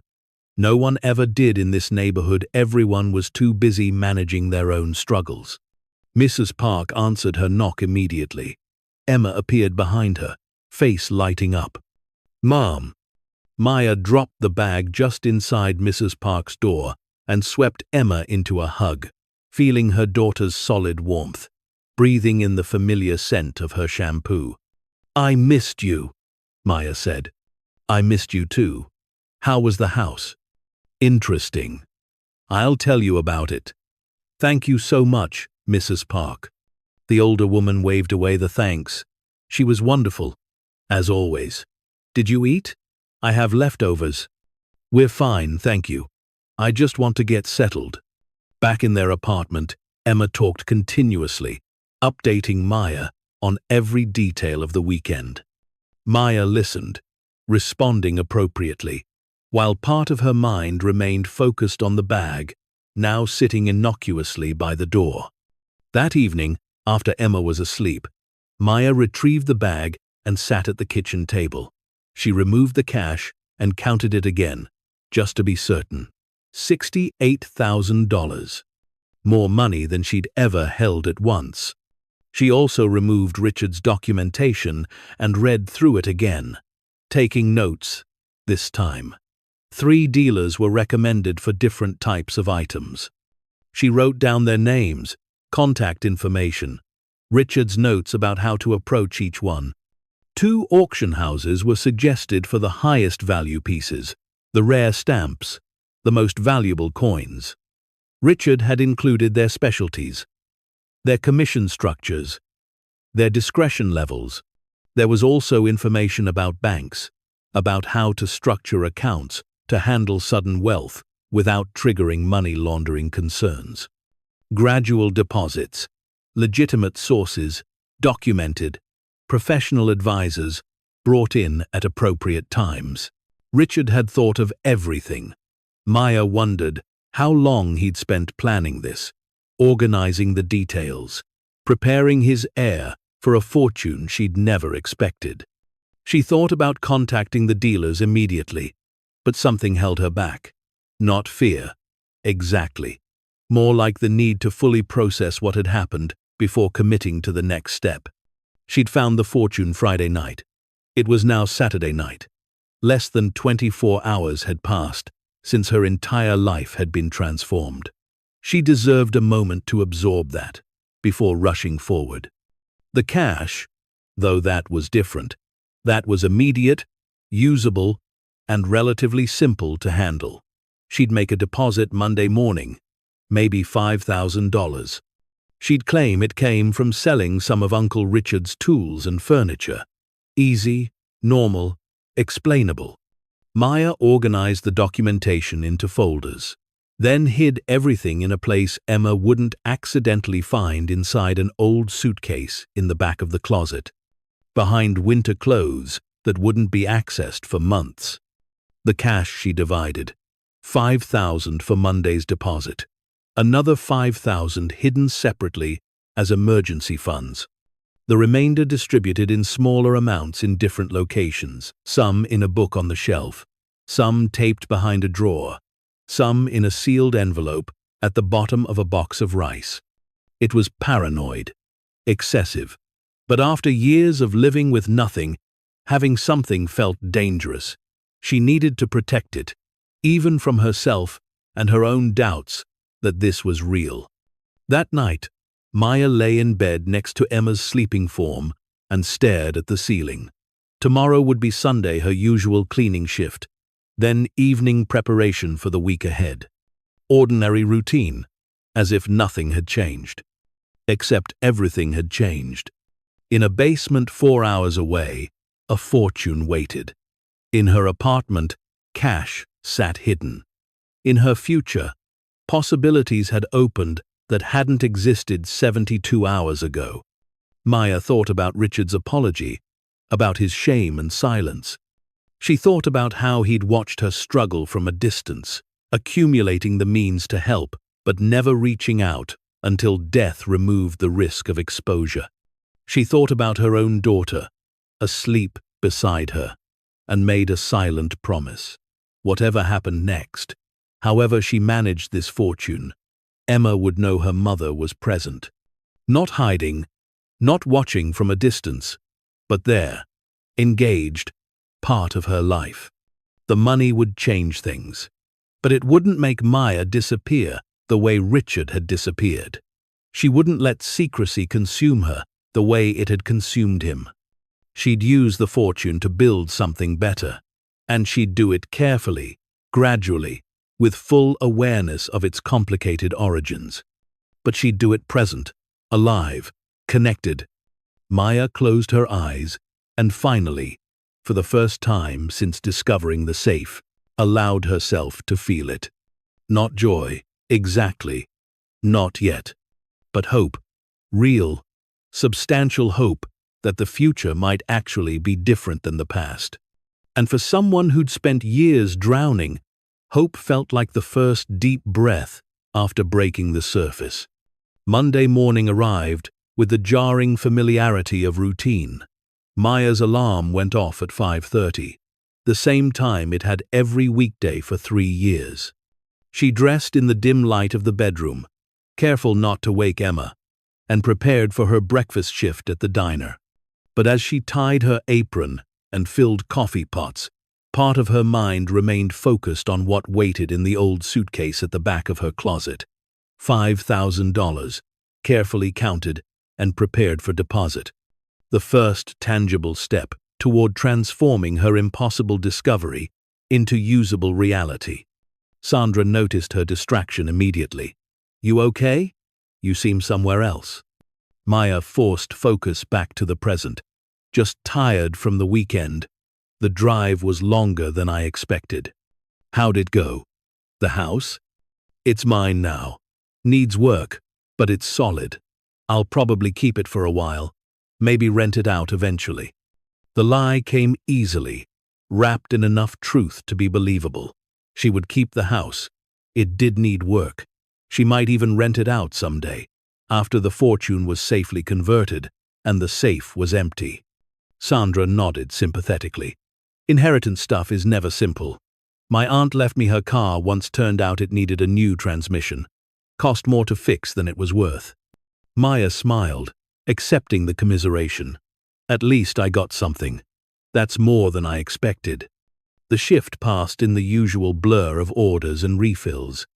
But Maya felt different moving through it, as if she was watching herself from outside, observing a version of herself that still needed this job, that still worried about tips and schedules. That version was already fading, even though nothing visible had changed yet. At 10:30, her shift ended. She drove directly to the bank, the envelope with $5,000 tucked into her purse. Her heart rate increased as she walked through the doors, irrational anxiety making her hands slightly unsteady. The teller was young, professional, indifferent to Maya's nervousness. "How can I help you?" "I need to make a deposit." Maya slid the envelope across the counter. The teller opened it and began counting, her fingers moving with practiced efficiency. Maya watched the bills being processed, waiting for alarms to sound, for managers to appear, for something to go wrong. Nothing went wrong. The teller simply counted, entered the amount into the system, and printed a receipt. $5,000 deposited to checking. "Anything else today?" "No, that's all. Thank you." Maya walked out of the bank on legs that felt slightly unsteady. $5,000. The first piece of the fortune, converted from hidden cash to legitimate banking system funds. It had taken less than 3 minutes, and no one had questioned anything. She sat in her car and looked at the deposit receipt. Her checking account, which had contained $342 on Friday, now showed $5,342. The number looked surreal, impossible, like a typo that would be corrected at any moment. But it wasn't a typo, it was real, and it was just the beginning. Over the next 2 weeks, Maya began the careful process of transformation. She made 2 more cash deposits, each time claiming they came from selling Uncle Richard's possessions, a set of professional tools, some furniture, old collectibles. The explanations were vague but plausible, and no one questioned them. Her bank balance grew. 8,000, 12,000, 16,000. Numbers that would have been life-changing a month ago now felt like preliminary steps towards something much larger. She contacted the first dealer on Richard's list, a coin specialist in a neighboring city. She called from her car during a lunch break, heart pounding as the phone rang. Harrington Numismatics. The voice was cultured, slightly bored. "Hello. My name is Maya Chen. I recently inherited some coins from a relative's estate, and I'm interested in getting them appraised and possibly selling some pieces."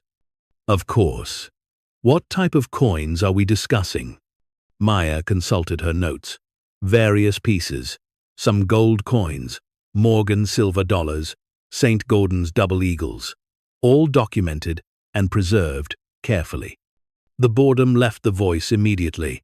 "Those are significant pieces. I'd be happy to schedule an appointment for evaluation. When would be convenient?" They set a date for the following Saturday. Maya would bring a small selection, 5 coins, total estimated value around $40,000. Not enough to attract excessive attention, but enough to establish a relationship. After the call, Maya sat in her car and exhaled slowly. First step taken. No turning back now. At home, Emma noticed changes even though Maya tried to keep them subtle. New groceries appeared fresh fruit instead of just canned, real juice instead of the cheapest generic brand. The heat stayed on consistently instead of being rationed. Small things, barely noticeable individually, but collectively they formed a pattern. "Mom, are we okay?" Emma asked one evening while they ate dinner. Maya looked up from her plate. "What do you mean, sweetheart? You seem different, less worried. Are we not poor anymore?" The question hit Maya harder than expected. She'd thought she'd been hiding her stress successfully all these years, but of course Emma had noticed. Children always noticed. "We're doing better," Maya said carefully. "Uncle Richard left more than just the house. Some things I can sell. It's going to help us. But we need to be smart about it." "How much better?" Maya considered how to answer. Emma was 9, old enough to understand that their situation was improving, but too young to grasp the full scope of what was really happening.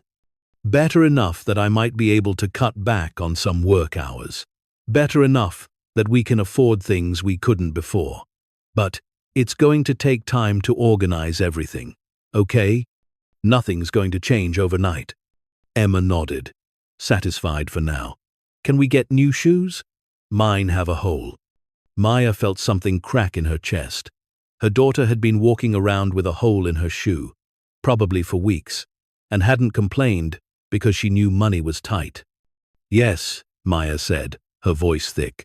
"Tomorrow after school we'll go shopping, and we'll get you more than one pair." Emma's face lit up with surprised joy, and Maya had to look away before tears could form. This was why the fortune mattered. Not for herself, but for moments like this, the ability to say yes without calculating the cost. Saturday, Maya drove to Harrington Numismatics. The shop occupied a discreet storefront in an upscale neighborhood, the kind of place that didn't advertise because its clientele found it through reputation rather than signage. Inside, glass cases displayed coins in velvet-lined trays. Track lighting highlighted specific pieces, making gold and silver gleam. A man in his 60s emerged from a back room, his demeanor professional but warm. "Miss Chen, I'm Gerald Harrington." They shook hands, and Maya followed him to a private evaluation room. She'd brought the 5 coins in their protective cases, each one carefully selected based on Richard's recommendations, valuable enough to be worth the dealer's time. Not so rare that they'd raise questions about provenance. Harrington examined each piece with a jeweler's loupe, taking his time, making occasional notes. Maya watched, trying to appear casually interested rather than intensely focused on his reactions. After 20 minutes, he set down the last coin and looked at her with newfound respect. "These are exceptional pieces, Miss Chen. The 1907 St. Gordon's is particularly fine. May I ask about their provenance?" Maya had prepared for this question. "They belonged to my uncle, Richard Chen. He was a collector for over 40 years. He passed recently and left his collection to me. I'm liquidating gradually. He had excellent taste. These have been preserved beautifully." Harrington consulted a reference book, then wrote figures on a notepad. "Based on current market conditions, I can offer $42,000 for all 5 pieces. That's a fair price, though if you consign them to auction, you might see slightly higher returns, minus commission of course. $42,000 for 5 coins that fit in the palm of her hand." Maya kept her expression neutral. "That seems reasonable. How does the transaction work? If you're selling today, I'll need documentation, your identification, proof of inheritance if available, and you'll need to fill out tax forms. The IRS requires reporting on precious metal transactions above certain thresholds." Of course, Maya had brought everything: Richard's death certificate, the will naming her as heir, her own identification, all legitimate, all proper. The paperwork took 30 minutes. Harrington was thorough but efficient, explaining each form, ensuring everything was documented correctly. When he finally wrote the check, Maya stared at it for a long moment. $42,000, made out to Maya Chen. Real, negotiable, legitimate. "I have many more pieces in the estate," she said carefully. "Would you be interested in evaluating additional items over time?" Harrington's eyes brightened. "Absolutely. I'd be delighted to work with you on the entire collection. Coins of this quality don't come along often." They scheduled another appointment for 3 weeks out. Maya left the shop with the check in her purse, and a sense of unreality that was becoming familiar. She'd just sold 5 coins for more money than she'd earned in a year, and she had 68 more coins waiting in the safe. The check deposited smoothly on Monday. Maya opened a separate savings account to track estate liquidation separately from her regular income. The paper trail was important. Richard had stressed this repeatedly. Every transaction documented, every sale properly recorded, every tax form filed correctly. By the end of October, Maya had sold 15 coins through Harrington, netting just over $130,000. She'd also sold 4 pieces of jewelry through another dealer Richard had recommended, adding $96,000 to her growing accounts. The money was real now, tangible, impossible to dismiss as fantasy. Maya found herself checking her bank balance compulsively, still half expecting to find it had been a mistake, a dream, a cosmic error that would be corrected. But the numbers remained, growing steadily as she worked through Richard's carefully planned liquidation strategy. At work, she began making changes, small ones first, barely noticeable. She dropped one of her rideshare evening shifts, claiming she needed more time to manage Uncle Richard's estate. Sandra accepted this without question. Estate management was time-consuming. Everyone knew that. A week later, she reduced her diner shifts from 5 days to 4, then to 3. Sandra was disappointed but understanding. "You've been reliable for years. If you need to focus on family stuff, you gotta do what you gotta do." The cleaning job was next. Maya gave 2 weeks' notice, explaining that the estate liquidation required more attention than she'd anticipated. Her supervisor, who'd always appreciated Maya's thoroughness, wished her well. By Thanksgiving, Maya was working only 3 shifts a week at the diner. Her official income had dropped dramatically, but her bank accounts told a different story. The estate liquidation had generated over $400,000, all properly documented and taxed. Emma noticed the changes. How could she not? They'd moved to a better apartment in late November, still modest, but in a safer neighborhood with better schools. 2 bedrooms now, so Emma had her own space. Heat that worked reliably, windows that sealed properly, a kitchen with appliances that didn't require prayer to function. "Mom, this is so much better," Emma said on their first night in the new place, standing in her own bedroom with its fresh paint and clean carpet. Maya hugged her daughter tight. "We're doing okay now, baby. Better than okay." "Because of Uncle Richard?" "Yes, because he left us things that are worth more than I expected." It wasn't a lie, exactly, just a profound understatement of truth. But as their circumstances visibly improved, questions began. Casual at first, easy to deflect. Mrs. Park, their former neighbor, asked during a visit, "How much did your uncle leave you? This apartment must cost twice what the old one did." "He had a valuable collection," Maya said vaguely. "Coins and things. I've been selling pieces gradually. It's adding up to more than I thought." At the diner, co-workers noticed Maya's new car not expensive, just reliable. A 3-year-old Honda that started every time and didn't make concerning noises. "Nice ride," one of the other waitresses commented. "Guess that inheritance came through big time, huh?" "Big enough," Maya said with a smile that revealed nothing. The questions were manageable at first. People were happy for her. A struggling single mother, catching a break that was a story everyone could celebrate. No one looked too closely at the details because everyone wanted to believe good things could happen to good people.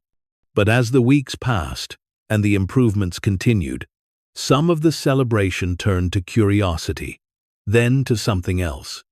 December brought Maya's first encounter with skepticism that felt less friendly. She ran into a former co-worker from the cleaning job, a woman named Denise, who'd always been competitive and judgmental. They met in a grocery store, and Denise's eyes took in Maya's cart full of fresh produce, quality meats, brand name items instead of generics. "Look at you," Denise said, her tone sharp. "Living large now. Must be nice." "I'm doing better," Maya said neutrally. "I heard you're barely working anymore. 3 shifts a week at the diner. How's that paying for all this?" She gestured at Maya's cart. "My uncle's estate." "Right, the magical uncle. Funny how you never mentioned him before, and suddenly he dies, and you're living like you won the lottery." Maya felt heat rise in her face. "I don't owe you an explanation, Denise." "No, I guess you don't. But people notice. You know, single mother goes from working 3 jobs to barely working at all, moves to a nicer place, driving a new car. People talk." Maya pushed her cart past Denise without responding, but the encounter stayed with her. This was the edge she'd been avoiding, thinking about the point where good fortune started looking suspicious, where improvement seemed too dramatic to be explained by selling a dead relative's coin collection. That evening, she called the phone number Richard had included in his documentation for a financial advisor. He'd written, "When the liquidation reaches significant levels, contact Marcus Webb. He specializes in sudden wealth management and understands discretion." Marcus Webb's office was in a downtown high-rise, the kind of place Maya would never have entered 6 months ago. She'd made an appointment under the guise of needing help managing estate sale proceeds, which was technically true. Webb was younger than she expected, maybe 45, with an easy manner that felt calculated to put nervous clients at ease. His office was understated but expensive, the kind of money that didn't need to announce itself. "Miss Chen, thank you for coming in. You mentioned on the phone that you're managing a significant estate liquidation." Maya had prepared for this conversation carefully. "Yes, my uncle left me a substantial collection. Coins, stamps, jewelry. I've been selling pieces gradually, but the amounts are getting larger, and I want to make sure I'm handling everything properly." "Smart. Many people in your situation make critical mistakes by not planning ahead. How much are we discussing?" Maya took a breath. "The total estate value is somewhere around $300 million. Webb's expression didn't change, but she saw his attention sharpen. "That's certainly substantial. How much have you liquidated so far?" "A little over 400,000. I have documentation for every sale, all taxes paid." "Excellent. May I ask the nature of the collection?"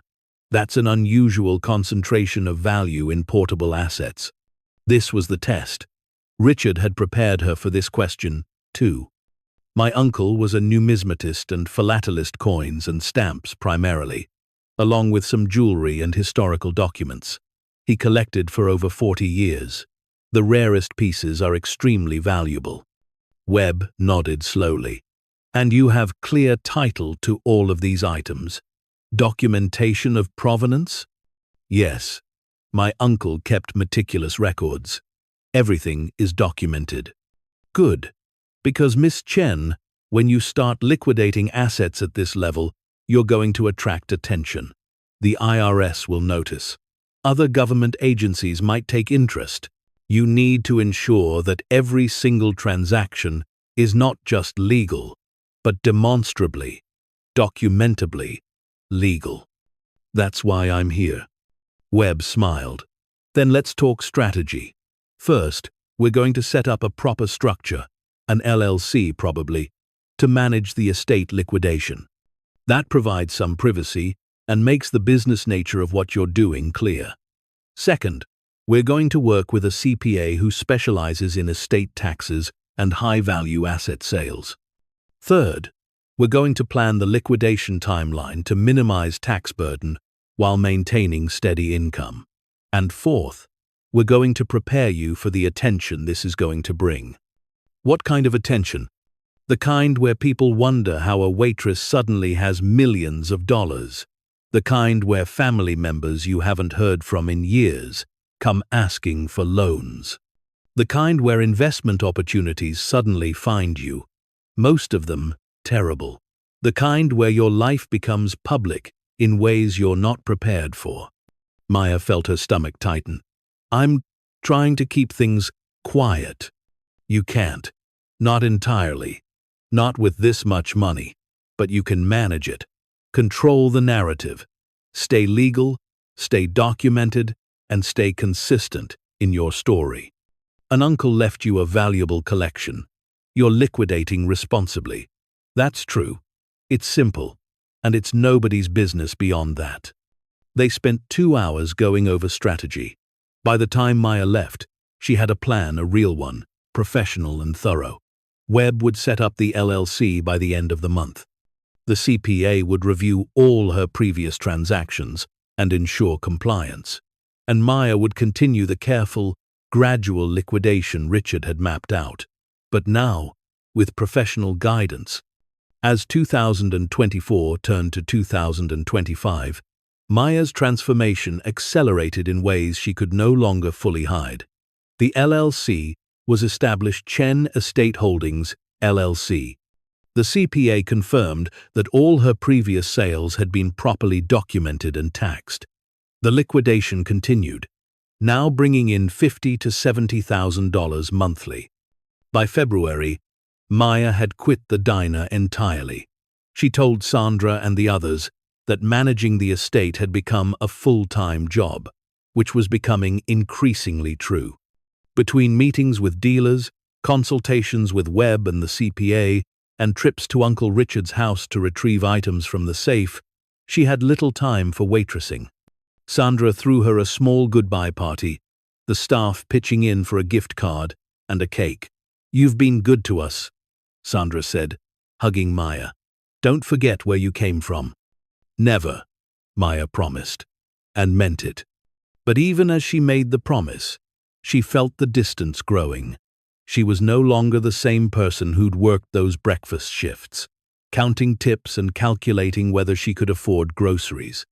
That person still existed inside her, but buried now under layers of changed circumstances. Emma thrived in the new environment. Her grades improved at the better school. She made friends more easily, no longer carrying the stress that had weighed her down. She asked for things now, music lessons, art supplies, field trips, and Maya could say yes without the sick feeling of choosing between her daughter's happiness and financial survival. One evening in March, Emma asked the question Maya had been dreading. "Mom, how much money do we have?" They were in their apartment, their third one in 6 months, each progressively nicer.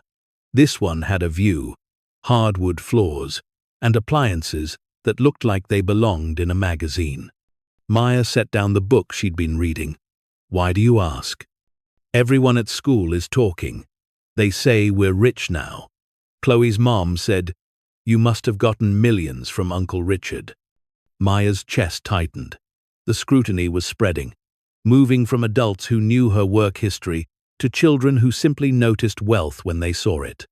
"We're comfortable," Maya said carefully. "Uncle Richard left me a valuable collection. I've been selling it piece by piece. It's worth a lot of money, yes." "How much?" "More than I expected. Enough that I don't have to work as many jobs. Enough that we can live better. But Emma, it's important that you don't talk about specific numbers with other kids. Okay? Money makes people act strange sometimes."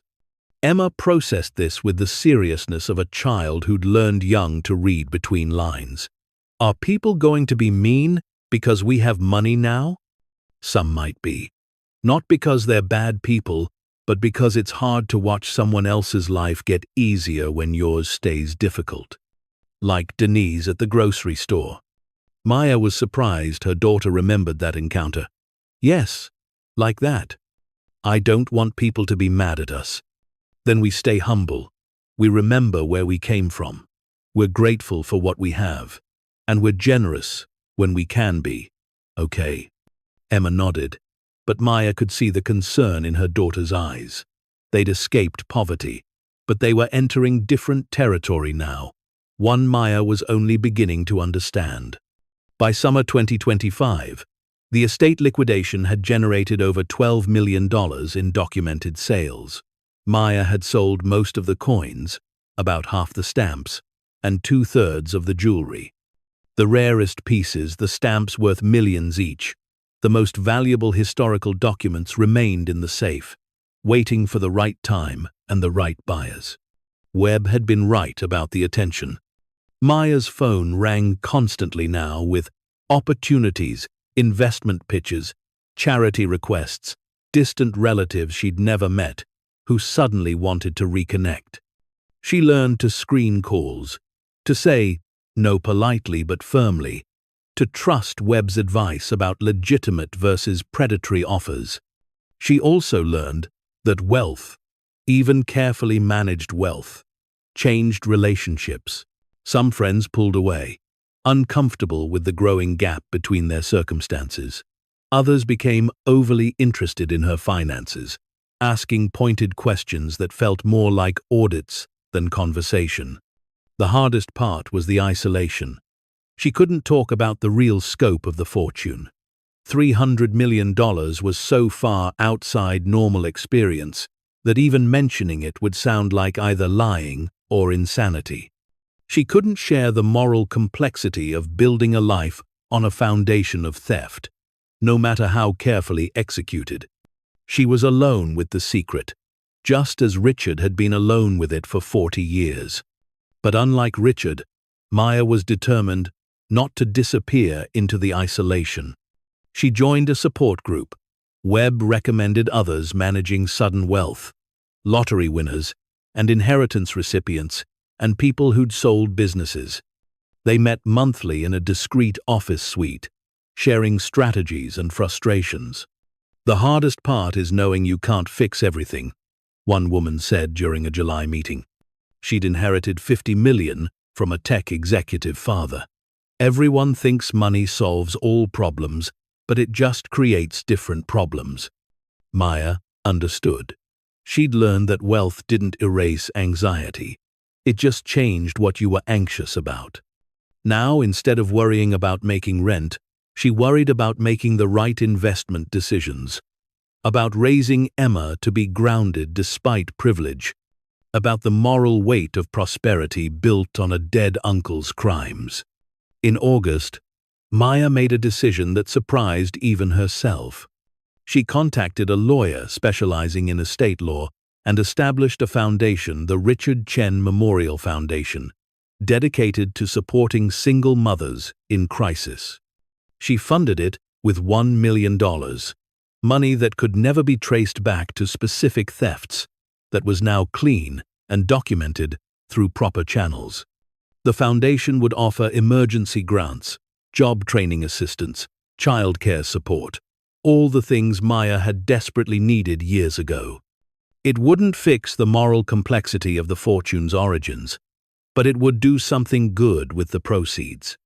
Emma was with her when she signed the foundation paperwork. "Why are you doing this?" her daughter asked. "Because we were helped," Maya said. "Now we help others. But Uncle Richard helped us. We're not helping ourselves. Sometimes being helped means you have a responsibility to pass it forward. That's how we honor the help we received." Emma considered this. "Okay, that seems fair." Fair. Maya thought about that word later.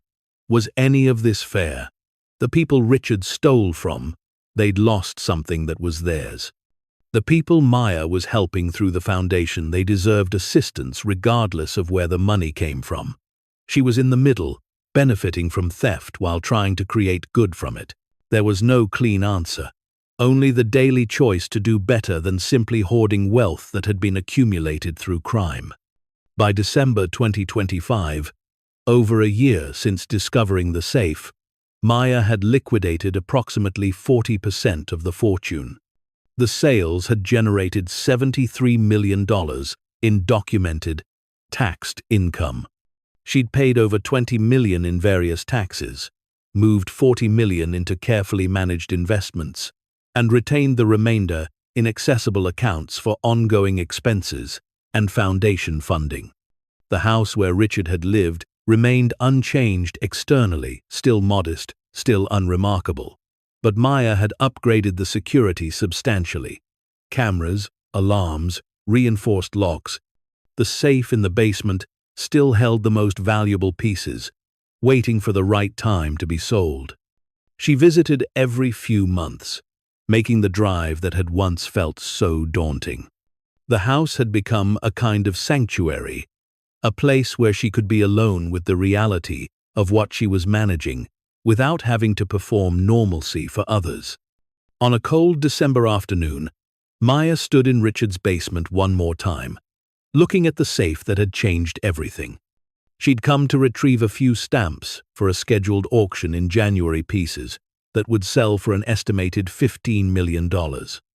As she worked the combination and opened the safe, she thought about Richard living in this house for 40 years, accumulating this fortune piece by piece, unable to enjoy it fully because of its origins.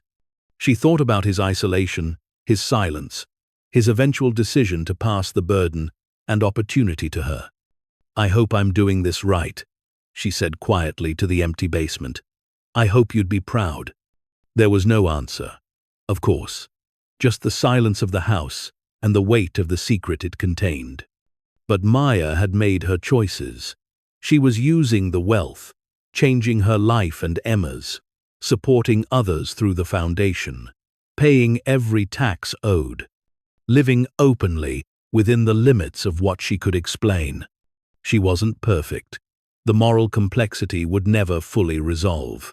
But she was trying, actively, consciously, trying to do something better than simply hoarding stolen wealth.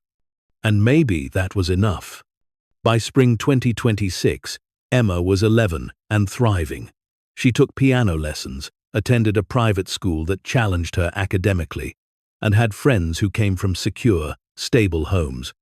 She was still grounded, still kind, still the same child she'd been before, but now without the weight of poverty crushing the joy from her days.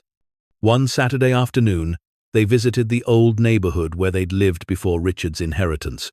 Maya had wanted Emma to remember, to maintain connection with where they'd come from.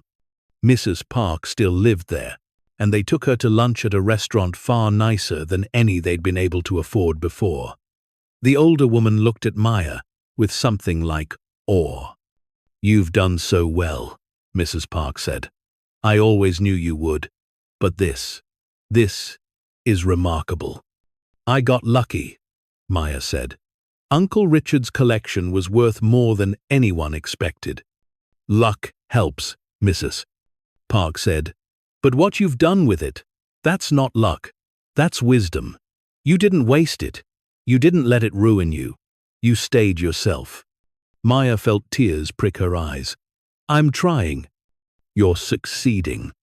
After lunch, as they drove back to their current apartment, a penthouse now, because why not? The money was real, and hiding it completely had become impossible. Emma asked a question that showed how much she'd grown. "Mom, when you sell all of Uncle Richard's collection, what will you do?" "What do you mean? Will you work? Will you just have money? What's the plan?" Maya had been asking herself the same question. The liquidation would take years more. The rarest pieces required patience and the right buyers. But eventually, it would be done. The safe would be empty. The fortune would be converted. And then what? "I think I'll work," Maya said slowly. "Maybe at the foundation. Maybe something else that helps people. But I'll work. Not because we need the money, but because I need the purpose." "That makes sense." Emma looked out the window at the city passing by. "I'm glad Uncle Richard left us the collection, but I'm gladder that you're still you." "But Maya reached over and squeezed her daughter's hand. "I'm glad I'm still me too." That night, after Emma was asleep, Maya sat on her balcony looking out at the city lights. She thought about the journey from desperation to security, from constant crisis to comfortable stability. She thought about Richard and his 40 years of secrets, about the fortune he'd built through careful crime, about the impossible gift he'd left her. She thought about the people he'd stolen from, whoever they were, and felt the familiar pang of moral complexity. She couldn't make that right. She could only try to do good with the proceeds. The phone rang. Webb, calling with an update on the stamp auction scheduled for next week. "The estimates are looking strong," he said. "Could go as high as 18 million for the lot." Good. The number should have shocked her. Once, it would have. Now it was just another transaction, another step in the long process of converting impossible wealth into manageable reality. "Maya, can I ask you something?" "Of course. How are you really doing? Not financially, I know those numbers, but actually doing." Maya considered the question. How was she doing? She was wealthy beyond measure. Her daughter was thriving. She was helping others through the foundation. She was managing the moral weight of prosperity built on theft. "I'm okay," she said finally. "Better than okay, in most ways. Still figuring it out in others, but okay." "Good. That's healthy. A lot of people in your situation lose themselves. You haven't. That matters." After the call ended, Maya remained on the balcony. The city hummed with life below her. Millions of people navigating their own struggles and victories, their own moral complexities and impossible choices. She was one of them, she realized.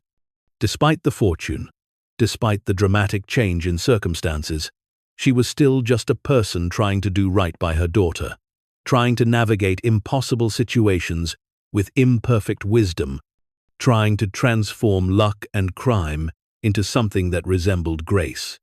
Uncle Richard had given her a fortune, but more than that, he'd given her choices.